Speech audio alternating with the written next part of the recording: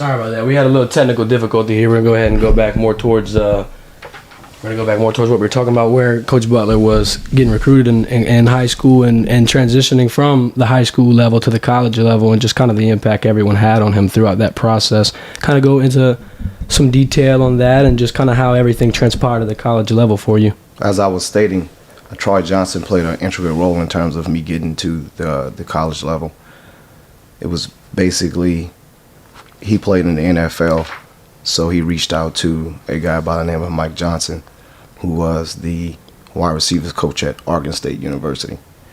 So Troy and I, we put a highlight tape together, and we sent it to City College of San Francisco, and Coach George Russ loved it.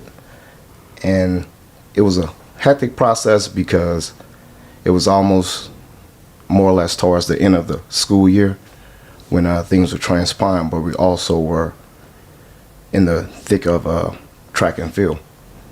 And I was good in track and field as well, so I had a lot of schools that were interested in me in terms of being a jumper. So I had phone calls coming in, and I was just pretty much trying to weigh my options, whether I wanted to go play football or whether I wanted to run track. And I just remember that day when I had to decide.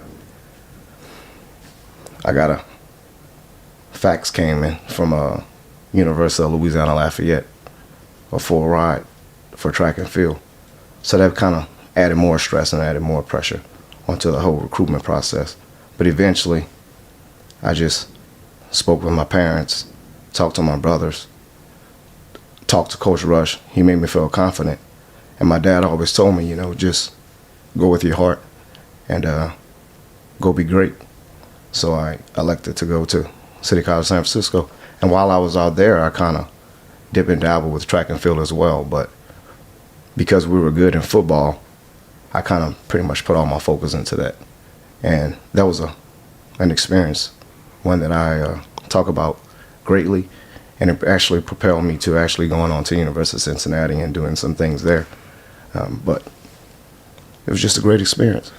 And like you said, as a heavy hitter, you showed shades of a Ed Reed or a Troy Polamalu or just, a real gritty defensive back who's ready to lay the wood down at any time. Did you model yourself after anyone specific, or were you always just, rough and tough with it? I mean, my brother, James Butler, was probably one of the hardest hitting defensive guys, in the area.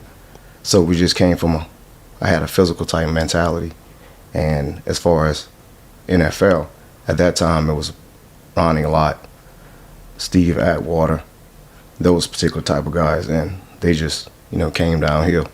And as far as the scheme that we played in at Vanderbilt, we weren't like really the biggest or the fastest, but we came downhill because we always had to play with a chip on our shoulder and playing free safety. Just running the alley a lot was something I enjoyed doing, and, just enjoy it. How did that work with, going from that style of play at a high school level, going to Cincinnati and kind of trying to make things work on the field there as well? Was there kind of like a speed of the game you had to adjust to? Well, definitely. But what actually happened was when I went to City College San Francisco, I just tell the truth and tell it how it is. I went out there, I played behind Miguel Merritt, who eventually went on to the University of Alabama. He was an All-American. And getting on the field to play was pretty much, scarce. So you either play special teams, but because I was a very versatile type athlete in high school, I used to punt as well. So I played quarterback, played running back. So, and I used to, punt in high school. So Coach Russ was like, well, we need a punter. And I was like, well, I'll do it. So what we did from there was we just put a lot of trick plays in, different things, and I actually became a really, really good punter. I was leading the Valley, I think, my second year, but then adversity struck. I actually ended up tearing my ACL, and probably one of the best games I ever played in my college career leading up to moving on to University of Cincinnati. And my coach would tell me, he was like, man, the game that you had, most people don't have that in a career. Because I had like 2 interceptions. I caught my third one right before halftime. And just, doing what I normally do in high school, try to stick it and score, and actually ended up tearing my ACL. And from there, things kind of like went grim because the focus and the shift in terms of how you look at things for the future changed. It was more or less, as you're coming out of high school, it was athlete-student, but then it suddenly became student-athlete, so the emphasis on education became really, really significant. And the opportunity to play football, I kind of said, well, if the Lord blessed me with the opportunity to play again, it's cool. And then just like everything else, with the grace of God and Coach Rush making things happen, Coach Joker Phillips and Coach Rick Minner came to California from the University of Cincinnati. And I had some other schools, Oregon State, Wisconsin, and there was a few other ones that were highly recruiting me. But I went to Cincinnati, and the rest is history. And in terms of transitioning, I was always fighting to just get back healthy. And when I finally felt as if I was ready to play and take it to that level, then you deal with I guess now you look back on it, the business side of it and the politics side of it, as you would say. So, but it was a transition, but it was one that made me a man, because by the time I got to Cincinnati, my focus was totally different. It was kind of like one speed on the field, come downhill, knock your head off, that type of mentality, because every play could be your last play. But at the same time, becoming a student of the game, being able to come up under Mike Tomlin, Jimbo Fisher, Rick Smith, those type of coaches. You just became AJ Kristoff. You just became a student of the game, and you went in your toolbox, and you just kept storing and storing. And eventually, at the end of my 4 years, it was pretty much just like all this knowledge that was just compiled in my head. I never knew that I was going to become a high school football coach at all. I just knew that I had that knowledge. And one thing led to another, and here I am 14, 15 years later. What were some of your better moments of your college career under those coaches? How did they kind of help mold you into where you were today? Well, Coach Rick Smith, a lot of my coaching ethics come from him, because he would tell us a man does what he's supposed to do, when he's supposed to do, and how he's supposed to do it, in no particular order. He was very demanding, very passionate, and he basically bestowed a lot of things within me in terms of how I played the game and how I actually still coach today. So at the University of Cincinnati, there's been a lot of high praise coming out of there. They made the college football playoff last year, and this year they had the third most players drafted at 9. What do you think Cincinnati needs to do going forward to take that next step and kind of transition more into national championships and whatnot? Just continue to recruit great athletes and continue to continue to set the standard. And one thing that I absolutely love about Coach Fickle is that he always talks about the classes that came before, and he kind of keeps us involved and keeps us hoping and wishing and and wanting the program to continue to sail to higher heights. And as far as what they need to do, as I stated, they just continue to need to recruit caliber athletes and continue to just put that in the sea, because it's all about Cincinnati, baby. And that love for the game that you have, and that love for the school specifically, does, it shows and it speaks volumes as the type of player you were and the type of school that it was. Looking back at your time at the University of Cincinnati, it would you say that kind of helped you get to where you were today, and that those lessons learned and that those experiences you had over there brought you to this moment? Oh, definitely. I tell everybody, football basically is the fundamental building blocks of life. You sweat with your guys day in and day out. That's all you see. You go to camp, you don't see anything. So you pretty much just basically focus on football. And that's my focus. And that was always my focus when I was there. But as I stated, when adversity is set, my focus shifted kind of like towards school. But it was a healthy balance, because the coach that I played for, we constantly had different coaches. So you may have to learn a zone scheme, then you may have to learn a man scheme. So it's just you were just constantly getting this knowledge. And even today, I still call upon some of my friends, and we talk about the playbook. And it's, 20 plus years down the road, and you can still remember coverages. And then what's fun about it now is that here in high school, when you run different schemes, it kind of like brings you back to some of the things that you've done when you're on the field at Cincinnati. So you definitely maintained that brotherhood, and that kind of helped you transpire into the coaching career. How was it first couple of years getting adjusted to being a coach? Were there any troubles that you had, or just any things that were kind of difficult to jump from the playing aspect to now the coaching aspect of things? That's crazy. Controlling my energy, controlling my passion. Just the excitement of still wanting to play and knowing that your career has ended. And it's just trying to control that inner, I guess, demon that you have, in terms of not in a bad way, but just not letting that come out too much, because high school athletes are kind of different, but they're still hungry for the same cause. But you kind of like can't put it too much on them, because sometimes if you want it more than them, then it's definitely not a good thing. You kind of like have to find an equal balance and just keep on teaching the things that you're trying to get them to understand, and transcend that onto the field. Right, like you can bring a horse to water, but you can't make him drink, sort of. Mm-hmm. At the level of coaching you had, when you coach at East St. John and whatnot, are there any specific instances you remember where you played against like high level recruits and you kind of had to sit there and you were head scratching, man, how am I going to put a coverage on these guys, or stop this wide receiver core, whether it be any of the River Parish schools or just even in New Orleans? Or all the time. I mean, we the River Parish, we actually is the same district that Terrebonne plays in. So every Friday you're going to see some top-notch competition in 5A. And East St. John had great athletes. And with the knowledge that I brought to the table, I think about around that time I was already 10 or 11 years into coaching. And just that staff that I was on, it was just so knowledgeable. And it made you want to go into every Friday night with your A game. And I remember as a coach, I got a personal challenge from Coach Alden Foster. He told me, he said, if we lose this game, it's on you. And I think from that moment, that was my challenge as a coach.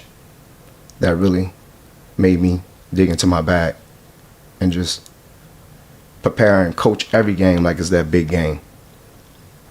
And making sure that you're always making sure the lights are on, and always making sure that everybody's ready and calculated. What was there any specific standout story against maybe a highly rated wide receiver recruit that you had to kind of keep tabs on, or is there anybody that sticks out when you look back at your time, whether it be at Terrebonne or Ellender or East St. John, that kind of made you sweat a little bit? Well, I mean, we had James Wright, who actually went to LSU. There are a lot of receivers. There are a lot of great receivers that came from here in Louisiana that I played against. But when you're coaching and when you're passionate about your abilities and what you're doing, I never really worried about that receiver. I just made sure that my guys were tactically sound in terms of what we were doing and making sure that our fundamentals were intact. So whenever we do get these situations, we're able to handle and adjust it. And most times, if I'm going against a good wide receiver, I'm not going to get my tactics away in terms of what I like to do. But there are some certain things that I do that are pretty much would get him rattled. And if I can get your quarterback, going through his check progression, then it's going to be a long night. Right. And with those experiences that you've learned early stages of your Terrebonne career, you helped them push deep into the playoffs. Kind of describe how that experience was as Terrebonne, was on the road to the Dome, and they seemed red hot throughout that entire season. And a big part of it was because of that electric lights out defense. Well, that was how that pretty much came apart. Was I was coaching at East St. John, and we came to Terrebonne, and we pretty much beat Terrebonne. And the current coach now, the head coach now, Coach T.Y. Lewis, was leaving out. and they asked me, would I be interested in coming home? And I was like, well, let me think about it. And actually, everything worked out, and I came back to Terrebonne Parish. But they had some great athletes. But it was just me fine-tuning the little things and understanding the scheme, because I never played in a 3-3-5 before. That was a different scheme for me. And it was basically a lot of zone coverage with a lot of one high, cover 3 type things. And I'm used to playing man-to-man in terms of coaching man-to-man type defensive backs. So it was a little not challenging at all. It was just more or less getting my guys to understand now that, you know, we're going to read the triangle a little bit more, and we're going to read the whole field. But when you have great players, such as we had at Terrebonne, the transition was really, really easy. And I always had about 6 or 7 guys ready to go, sometimes maybe 8. So it didn't matter. Whoever I threw in the mix, they were ready to compete. And they all, you know, were pretty much technically sound. I mean, you played for me. And when you came out there, the first thing that I asked you was, what grade are you in? Because I knew that if you have been a younger player, the developmental process would have came. And it was a pleasure because you picked up on things fast. And I never told you this, but you actually made me a better coach because it was you and some other guys. And just to see y'all compete and y'all raise y'all level of competition, it was always easier as a coach for that, because you had the other guys to look at that were already running the show. And, you know, it was just knowledgeable. And I know when I left away that I felt good that when y'all go off to college or whatever it is that y'all were doing, that y'all were going to be good. So in terms of what I brought to Terrebonne and dealing with those guys, including yourself, I mean, it was just a hell of an experience because all of you turned out to be great men. And at the end of the day, you know, we won some games. And as you stated, we went deep into the playoffs. And I do agree with my experience at Terrebonne. You know, I definitely do look back to that and the time I had it with you. And, you know, just handling adversity and handling and adapting to problems on the fly and just putting myself in an uncomfortable situation to succeed. You did have a great impact on me, so I do appreciate that. And, you know, you had a great impact on several key athletes that came out of Terrebonne, whether it be Mason Smith, Ja'Kai Douglas, Jalen Lucas, Caden Lewis. How was that to see these guys, like, you know, all of them grow into their own shoes? And how was that touching on and help building their brand and their mindset? It's beautiful. But before them came your Jesse Turners, came your Jamar Nixons, you know, your Tay Martins. You know, those guys came before. And then I think that those guys, the age group, they may not know of them, but because home is so small, I'm pretty sure that through the line somewhere they heard that who those guys were. And now that they're doing their thing, it's a beautiful thing because someone's going to make the Terrebonne Parish area proud. We have, you know, Dontavian Martin doing it right now with the San Francisco 49ers, so that's a good thing. And I was able to coach him. He played strong safety for me. And, I mean, he was a hell of a strong safety. So just with those guys setting the tone previously and with the guys doing it now, I mean, I think it's great, and I think it's good for the community and good that these young athletes can see that those guys came through a public school system and are going to do great things for the community, not only for themselves but for their families as well. And in those players, could you kind of see that in them, the potential from the get-go, that they were going to be able to perform and transform their game to that level of play? Almost definitely, because when those guys are on the field, the game slowed down for them. Everybody else looked as if they were just moving, but they were moving 2 times faster. And yes, they were fast, but they understood the concept. They had what's called football IQ, and it's high. And as far as Mason just being who Mason was, it was just great to see. And he was actually the anchor on our defense. And then you had Caden on the other side doing his thing as well. And then we had the back end like we had. It was pretty unstoppable. I mean, I think at one particular point we were number 2 in defense in the state of Louisiana, and I mean, it was great. And there was a lot of good talent in that iron sharpen iron mentality, where you got all these guys going out there fighting against each other and just making sure that they are putting their best effort forward. Definitely, and then it was also, you know, it was great because I had a nephew on that team as well.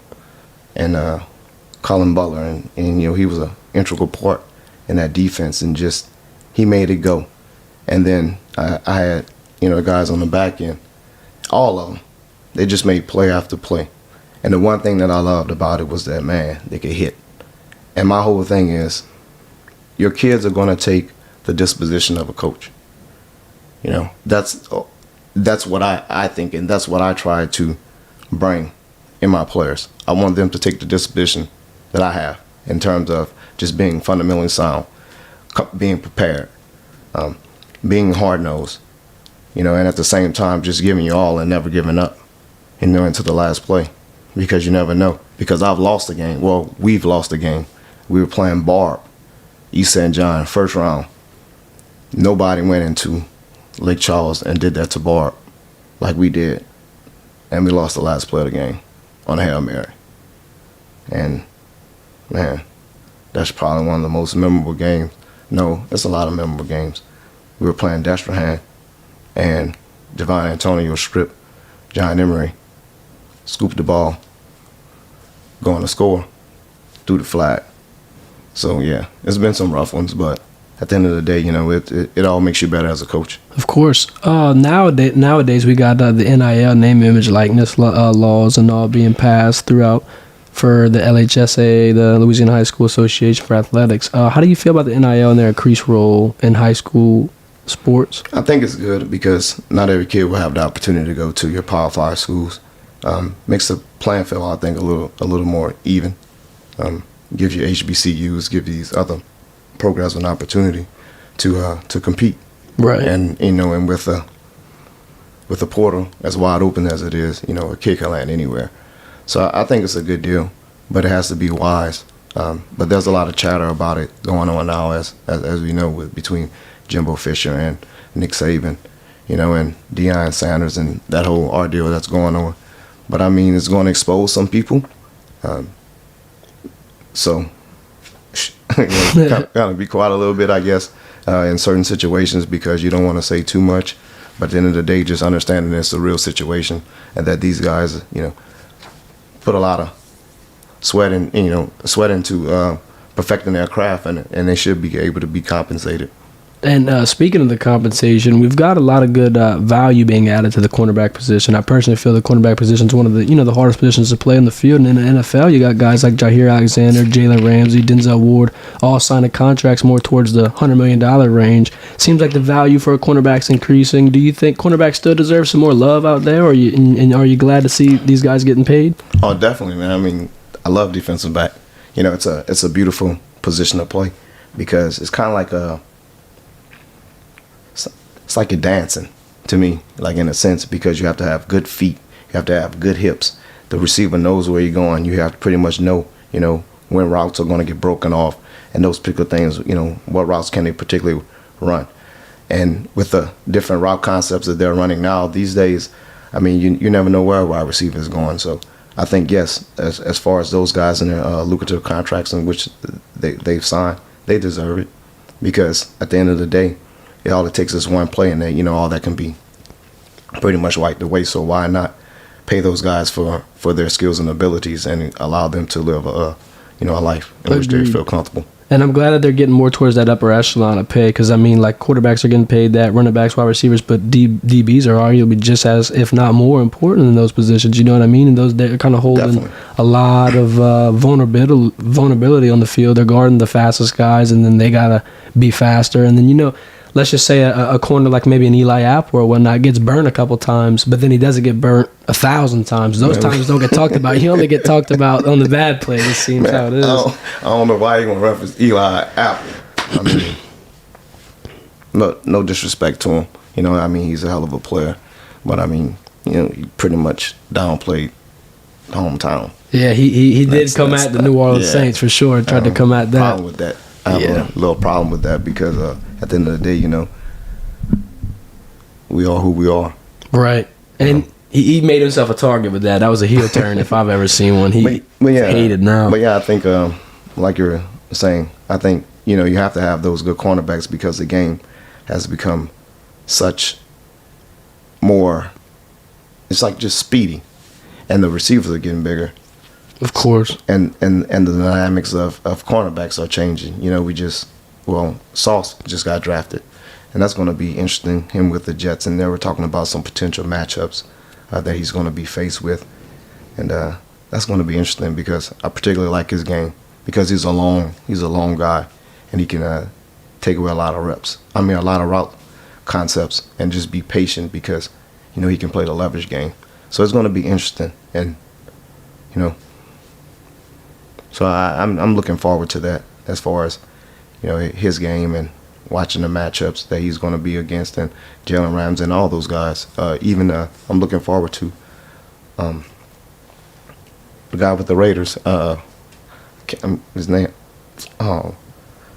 what's his name? Thibodeau, from Thibodeau.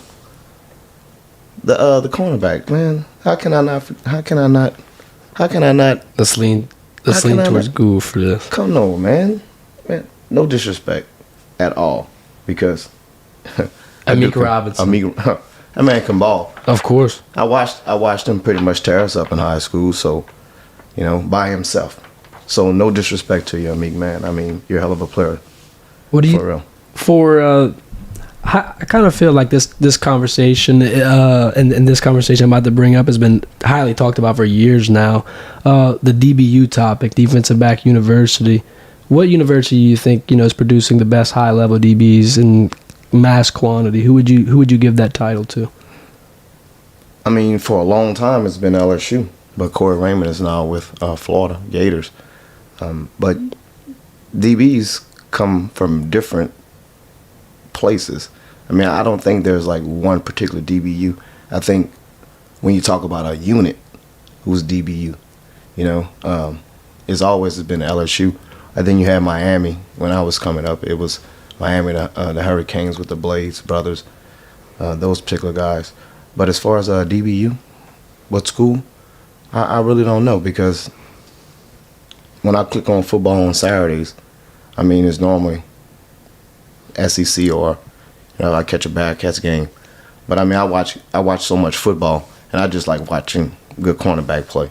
I mean, so I couldn't say in particularly who's DBU, but just being from here in Louisiana and knowing the reputation that Corey Raymond had brought to LSU for so many years, it would definitely have to be them, because the Honey Badger, to me, is probably one of the greatest players that I've seen play.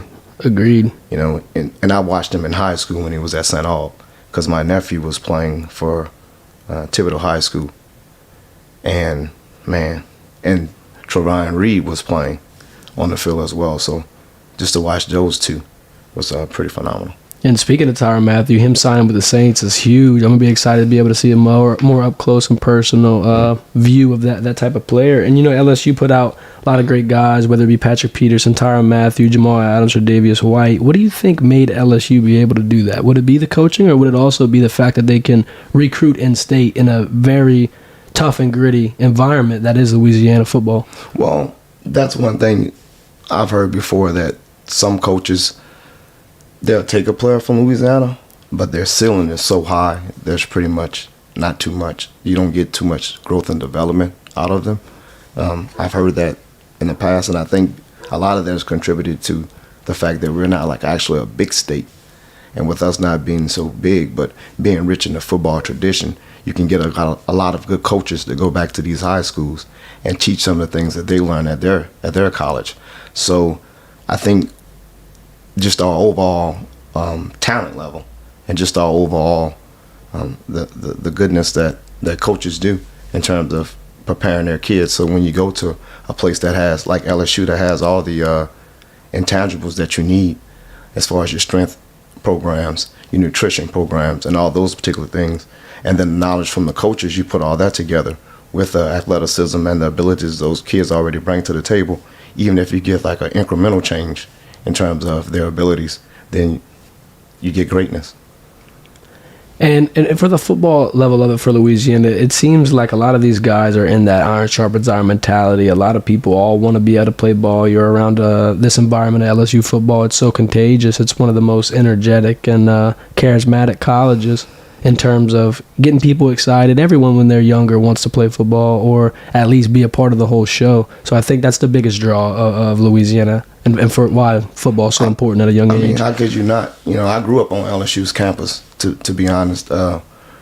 My brothers, my two older brothers had the experience of growing up on Texas A&M campus. My dad was receiving his master's degree there, and he went to LSU and obtained his PhD there. So I was around Dale Brown at an early age and just seeing the atmosphere, the track meets, the football games. And then my uncle, he was playing there. So just the whole atmosphere of LSU, you know, if you're from Louisiana, that's the place, that's where you want to go. And that's why it's kind of hard for some of these kids to leave this place, because you pretty much are cultured to be, well, pretty much just grow up to be an LSU fan. Of course. Going more towards the NBA, we had a first team advance to the NBA Finals last night. We had Golden State Warriors kind of made quick work of the Dallas Mavericks. They beat them in five games, and that they're going to advance to their third NBA Finals in 5 years. I personally feel like this conversation should start being had if Curry will win this NBA Finals, get his fourth ring. I think it would only make sense to put him in the top 5 all time. I feel like, you know, his presence on the court guarantees a win and a 40-point game most of the time. He'd have 4 rings. I'd give him the greatest shooter title. He was a unanimous MVP. He's on his way to break the 30,000-point margin. I feel like Steph Curry, you know, his impact on the game is so important that it would almost be hard to name 5 other people over him. I agree. I mean, he's just a phenomenal player. I was watching a clip of him about maybe 2 weeks ago, and he came down court and he just shot the ball, but he had already pretty much turned to go back up court. And I mean, he's got that confidence. Come on, man. I mean, how can you not?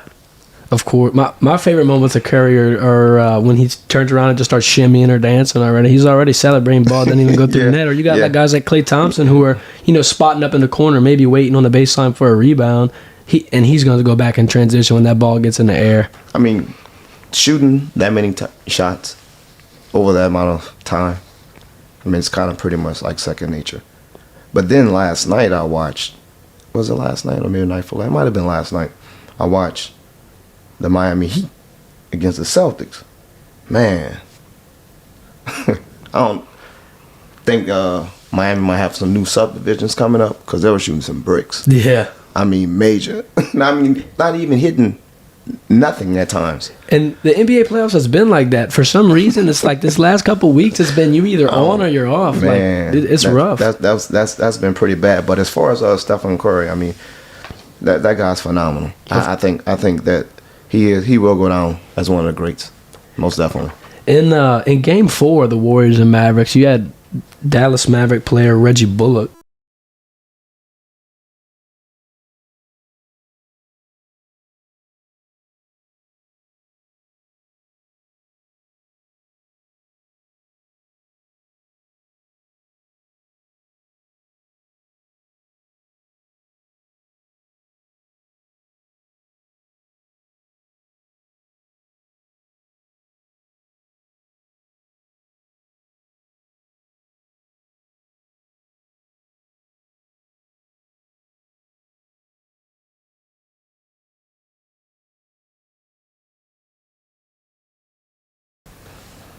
All right, we should be running back. All right, excuse me, sorry about that. But we had the other night, we had Reggie Bullock go 0 for 10 from the field, 0 for 7 from 3. I feel like, you know, the shooting bug has been cursing people in the NBA playoffs as of late. I don't really know. But, you know, as they say, performance anxiety is real. You know, I mean, you're playing in the multitude of that game. You're playing in that game, and you're taking these shots. Normally, you would take those shots and you feel confident. But the multitude of it now, I mean, pretty much, it kind of has that like bit of indecision, you know, in terms of should you take that shot. And then when you do take it, you're hoping and praying that it goes in. And then when it doesn't, then your confidence level goes down. So now, pulling a Russell Westbrook, get it, you know, pass it, or shooting it but not being effective. And then now you're costing your team. Exactly. I mean, that's. I don't know. I like basketball, and I mean, I'm not downplaying it. But I like basketball, but it's something that, you know, that I didn't spend a lot of time doing. I wasn't gonna be 6'9", Right. even though I can jump and Yeah, it's tricky. you know, you used to be able to jump and just dunk a basketball goal, but track and field kind of broke me away from that. But I was pretty good at that. It was fun. I was just an athlete, so. My favorite sport was always football. It just seemed like basketball. Yeah, there's a lot of moving parts and whatnot, but I just like the fact that football, everyone has their own role. Because, you know, on basketball, LeBron James is going to shoot the ball, pass the ball, defend, whatnot. He kind of is, I guess you could say, ace of all trades, honestly. But in football, you know, you got this guy, and he owes this to the team. He focuses more on that. And that's kind of how you find players perform at that high of a level. You don't have many LeBron Jameses, but, you know, when you go to football, you got the Deion Sanders, or you got the Aaron Rodgers, or the Tom Brady. Everyone can be more of a individual and kind of shine in their own strong suits because they don't have to do everything. Yeah. So, and then at the same time, you have other players too that kind of, you know, basically make everything come together. And it's the same way. So my whole take on it is LeBron James and all the great players. I mean, yeah, they're going to do their thing because that's why they're considered to be superstars. But at the end of the day, you know, let's be real. It's still like a team concept, you know. Right. You still have to go out there and prepare. And actually, sometimes, you know, you have to prepare for the mental of the next guy. You have to know your teammate. Mm-hmm. You know, you have to know his tendencies and what he's going to do. You know, like a Westbrook. You know he's going to go 0 to 90. Yeah. You know? Right. And when he goes 0 to 90, he ain't not going to pass. Yeah. he can go 0 to 90 in transition, and then when he put it behind the arc, he's going to go 0 for 90. You know, so I mean, I just I love watching that guy play. I mean, he's not one of my favorite players, but I just watch him because he's just wide open. You know, he's fast. Remind me of that guy Muggsy Bogues when he played. He's got high energy. Yeah, he's just all over the place, but it's good. You know, it's fun. I'm looking forward to the Celtics game tonight. I'm hoping, you know, the Celtics can go ahead and close this one out. Man, Kevin McHale, Dennis Johnson, Larry Bird, Danny Ainge. Huh? They got the guys. Robert Parrish. I've been rolling with the Celtics for a long, long, long time. And I remember, when they had Garnett and all those guys and Pierce, those guys. I mean, now with Jason Tatum and Smart. I mean, come on. They're balling. They're pretty good. And they have it's like a good balance. And I remember when that team first kind of started coming together a little bit, I was like, man, okay, they're going to be pretty good. And then each year, they're pretty much, you know, added a piece here. And now, man, I mean, they're doing their thing. And they're like a full defensive blockade, you can say. They're the Miami Heat, scored 1 point through 7 minutes, 19-1. It looked like a baseball game. I mean, that. Man, I'm telling you, my girlfriend and I, we were watching that game. And she was like, because we just came out of Florida. And we were shooting at the hotel. I mean, we were shooting hidden side of the backboard, top of the backboard, and just watching that game. And she was like, no. We were shooting better than them. Right? I mean, so it was just kind of crazy to just see those high caliber athletes taking those type of shots and not even coming close. You know, but I'm pretty sure they'll probably bounce back a little bit tonight. I believe so. It'll be hard to take away that series from Boston. And Boston, I think, you know, what they did to Milwaukee, that home court advantage plays a big role in the NBA. And Boston's a tough, gritty environment. You're not going to be able to get in there and kind of throw those guys off focus. They got a momentum swing. I don't think, you know. I mean, you know, we play in that place. That's it. But it's gonna be a good game. I'm looking forward to watching it. That's when I do watch basketball more like around the playoffs. And I just hope that, you know, the Celtics end it, and now they are. So it'll be more interesting for me to sit there and kind of like tune in. I like Jason Tatum. I like Smart. You know, I like those guys. And hopefully they'll be able to make it to the finals. They've had a couple rough spells where the Celtics weren't able to get out the conference finals. They can make it to the Final Four, but you know they're it's looking like they're having their best chance yet. You got the last time a Defensive Player of the Year award was won in Boston was Kevin Garnett in 2008. Oh yeah. And then now you got 2008 being their last time they won a world title, but this year you got a Defensive Player of the Year in Marcus Smart. Could they potentially repeat history and make another title run here in 2022? I feel like, you know, there's an ample opportunity for them. Boston has the best defense arguably, and I mean they got guys like you said, Jason Tatum, Marcus Smart, Jaylen Brown. They definitely can score. So you rolling with them? Man, it's tough because you got the Golden State Warriors in there as well. I nicknamed them earlier. All right. Golden So State that's Warriors why you put buzz, that on so- that paper.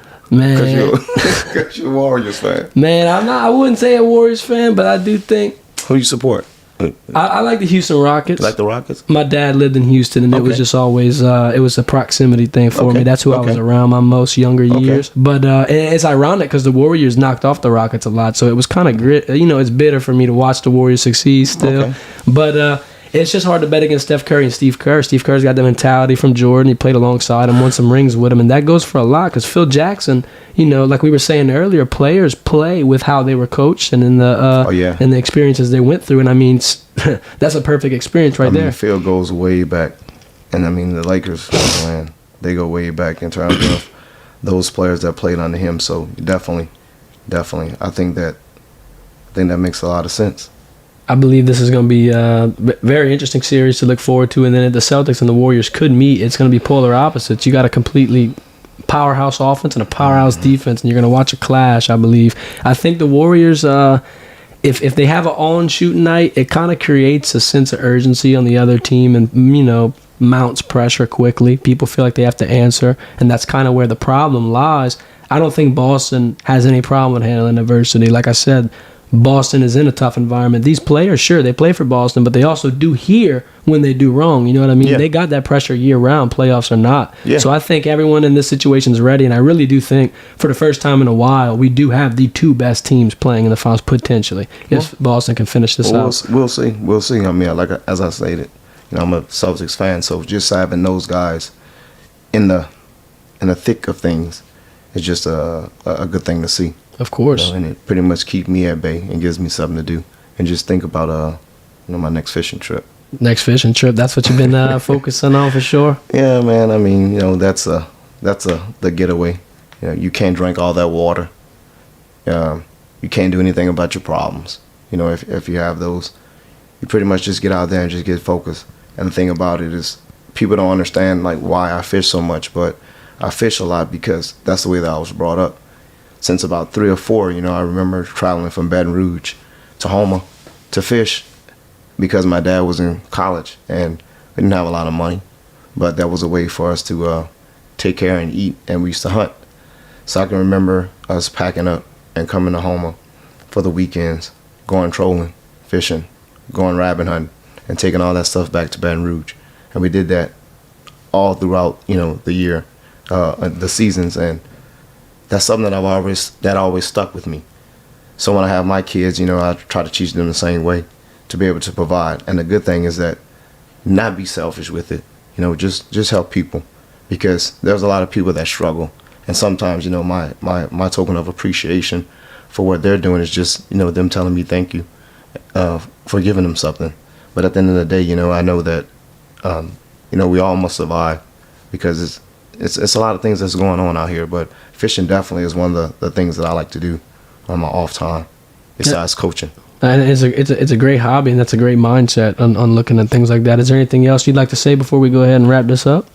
Definitely, man. And I appreciate you giving me this opportunity. This is the first time that I've actually had an opportunity to come live on air with anything as such, and that's just a great opportunity. And just continue to keep doing what you're doing, and it's just a blessing to see you, being that you're a former Turbone Tiger and a former defensive back. And it's just been a pleasure, man. And just knowing a little bit about your family, man, I feel confident. I feel confident that you're going to do some great things, in your future. And this is a start. And hopefully this will, propel me to doing something or doing more of these, and being able to expand on some of the knowledge that I have and some of the people that I've met along the way that help me be the person I am today. Of course, and I appreciate you reaching Thank out you. and putting that good experience and that good those good morals in me as well. Next week, we're gonna go ahead and we're gonna introduce a new sponsor to the show. We're gonna have Kickzark go ahead and come in here and be a good friend of the show. That's KICKZARC on Instagram. They're doing a giveaway tonight, Instagram Live. That's pretty much where you get all your Air Jordans from. You can get Yeezys, whatever. They're based out in Houma, but they ship everywhere. Posting daily. Interesting pairs, interesting deals. Kobe Richard, once again, Kickzart. We'll dive more into that next week. We'll go live Monday again at noon. Thanks for watching, and I appreciate Coach Butler again. Like, comment, share, subscribe, and be on the lookout for some more clips from the Verdant Verdict. And I appreciate you. This has been the Verdant Verdict. Thank y'all.